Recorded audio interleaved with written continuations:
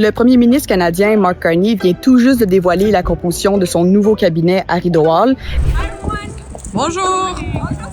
Son équipe compte 38 personnes, 28 ministres et 10 secrétaires d'État. C'est quoi un secrétaire d'État? C'est quelqu'un qui va venir en appui à un ministre d'un portefeuille clé et qui va venir assumer une partie de ses responsabilités. C'est quand même un gros changement par rapport au dernier cabinet parce que lorsque Mark Carney a été élu et qu'il a dévoilé son tout premier cabinet, il avait seulement nommé 23 personnes. Il avait dit qu'il voulait un cabinet restreint et ciblé pour vraiment s'attaquer à la priorité qui était la guerre commerciale avec les États-Unis. Et donc maintenant, son deuxième cabinet, si on compte les secrétaires d'État et les ministres, ça fait 38 personnes. Donc quand même une bonne augmentation.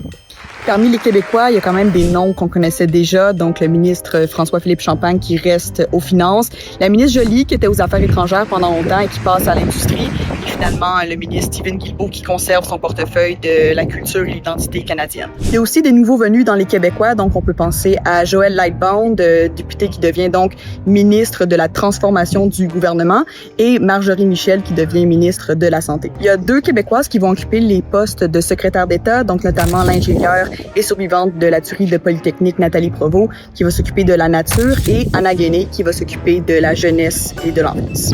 Chose certaine, Mark Carney a vraiment effectué tout un rebrassage de son équipe, donc si vous voulez tous les détails, vous pouvez aller lire notre compte rendu sur les plateformes du Devoir.